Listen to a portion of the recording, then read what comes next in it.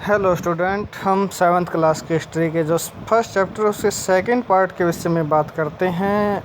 उससे पहले हमने देखा कि हिंदुस्तान शब्द का इस्तेमाल है किस तरह से किया गया, उसके बाद अब विदेशी किन्हें माना गया है उसके विषय में हमने देखा था। आज हम बात करते हैं कि इतिहासकार और उनके स्रोत क्या रहे हैं, मतलब इतिहास को जानते हैं हम। जो इतिहास के विषय में हमें जो जानकारी मिलती है वो किन किन माध्यम से मिलती है, वो स्रोत क्या रहे हैं इतिहासकारों के पास। इतिहासकार किस युग का अध्ययन करते हैं, उनकी खोज की प्रकृति क्या है, मतलब कौन सा युग है, आधुनिक है या फिर मध्य युग की बात करते हैं या प्राचीन युग है। किस तरह के युग के विषय में जो जानकारियाँ हमें प्रदान करते हैं, उनकी खोज की प्रकृति क्या है। प्रकृति के विषय में बात करता है, ये कोई वो प्रकृति नहीं है पेड़ पौधों या जो नेचुरल के विषय में हम बात करते हैं।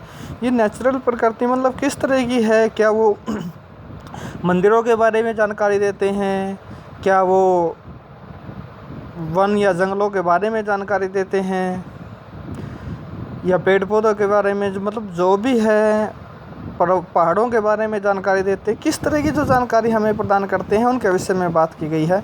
उनकी प्रकृति क्या, किस में वो ज़्यादा विश्वास करते हैं, उनके विषय में है। इसे देखते हुए अलग अलग तरह के स्रोतों का सहारा लेते हैं। उदाहरण के लिए पिछले साल आपने गुप्त वंश के शासकों और हर्षवर्धन के बारे में पढ़ा था, जो जानकारियाँ दी गई थी गुप्त वंश के विषय में। इसे पुस्तक में हम मोटे तौर पर क्या कहता है कि 700 से 1750 ईस्वी तक लगभग 1000 वर्षों के बारे में पढ़ेंगे। 1050 वर्षों के बारे में यहाँ पढ़ा जाएगा। और इस काल के अध्ययन के लिए इतिहासकार जिन स्रोतों का प्रयोग करते हैं उनमें से बहुत सी बातें ऐसी मिलेंगी जो पिछले युग से वैसी ही चली आ रही है, मतलब उनमें कोई परिवर्तन नहीं हुआ है, वही बात एज इट इज़ है, यूँ कि यूँ। इतिहासकार इस काल के बारे में सूचना इकट्ठी करने के लिए अभी भी मतलब क्या है, सिक्के, जो प्राचीन सिक्के रहे हैं गुप्त काल के, हर्षवर्धन के विषय में, मुग़ल काल के सिक्के रहे हैं। शिलालेख होता है, जो पत्थर होते हैं, उन पत्थरों पर जो लेख लिखे गए हैं। स्थापत्य मतलब जो भवन निर्माण है, मतलब महलों का निर्माण कैसे किया गया, मंदिरों का निर्माण कैसे किया गया है, उस कला शैली के विषय में हम देखते हैं। दक्षिण भारत की कला शैली कुछ और रही है, उत्तर भारत की कुछ और है, मध्य भारत की कला शैली कुछ और है। लिखित सामग्री पर निर्भर करते हैं, कुछ बातें पहले से काफ़ी भिन्न थी। इस युग में प्रमाणिक लिखित सामग्री की संख्या और विविधता आश्चर्यजनक रूप से बढ़ गई है, मतलब ज़्यादा मात्रा में लिखित सामग्री मिलने लगी है और उनमें विविधताएँ, अलग अलग तरह की जो लिखित सामग्रियाँ मिली हैं, जिसके आधार पर कह सकते हैं कि अनेक भाषाओं के जो जानकार रहे हैं इतिहासकार, जो लिखने वाले लेखक रहे हैं। इसके आगे इतिहासकार सूचनाओं के दूसरे प्रकार के स्रोतों का इस्तेमाल धीरे धीरे कम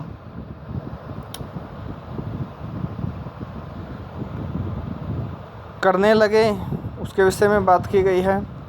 इस समय के दौरान कागज़ सस्ता होता गया, बड़े पैमाने पर उपलब्ध होने लगा, मतलब कागज़ हैं उन पर लिखा जाने लगा। पहले जो क्या है, ताड़ के पत्ते होते थे, भुज नामक वृक्ष के पत्ते होते थे, या फिर जो शिलालेखों पर लिखे जाते रहे हैं।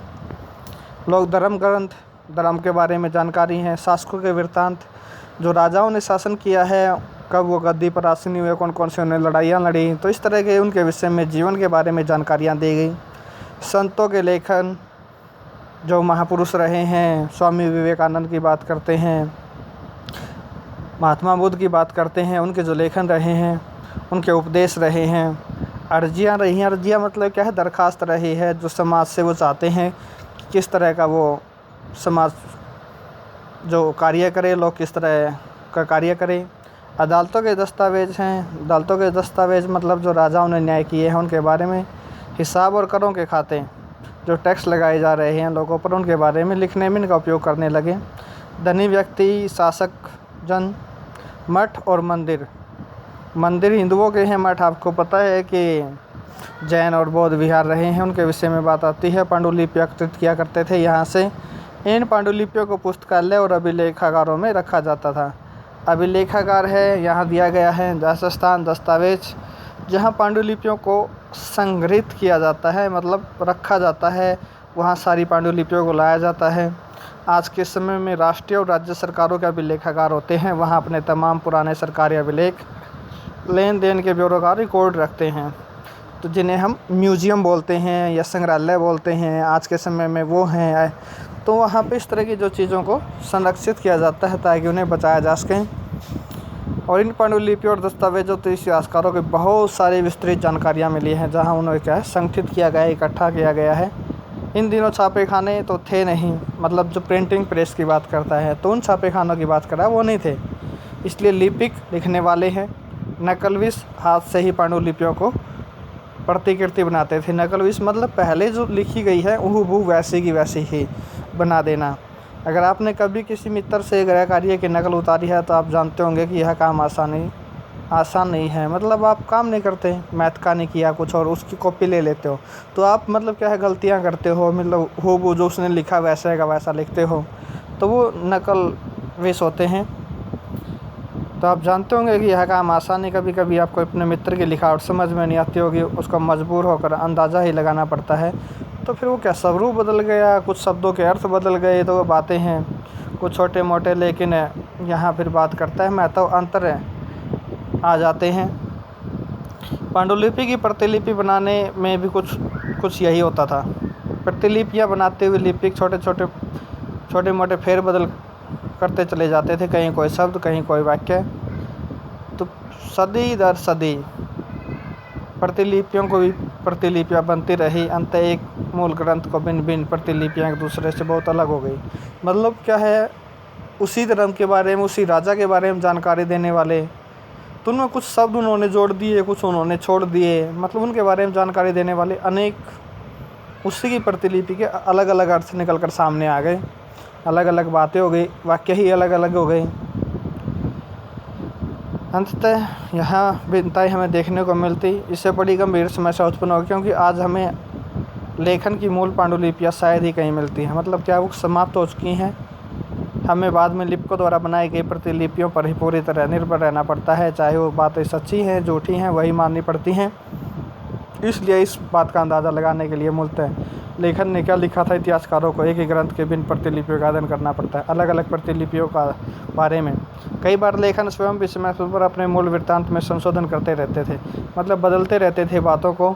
14वीं शताब्दी के इतिहासकार जियाउद्दीन बर्नी ने अपना पहला वृत्तांत, जियाउद्दीन बर्नी के द्वारा जो क्या है पहला वृत्तांत जो क्या है 1356 में, और दूसरा इसके 2 साल बाद लिखा गया। जो उसने यात्राएं की हैं जियाउद्दीन बर्नी ने, उसके विषय में अपनी जानकारियाँ लिखी हैं, और दोनों में अंतर है। लेकिन 1971 तक इतिहासकारों को पहली बार वाले वृत्तांत की जानकारी ही नहीं थी। पुस्तकालयों के विशाल संग्रह में कहीं दबा पड़ा था। तो मतलब क्या वो पहले वाला है जो उन्हें बाद में मिला। तो ये बातें यहाँ रखी गई हैं। उसके बाद हम आगे नए सामाजिक और राजनीतिक समूह के विषय में बात करेंगे।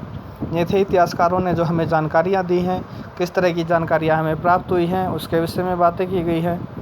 तो फिर मिलते हैं, तब तक धन्यवाद आपका।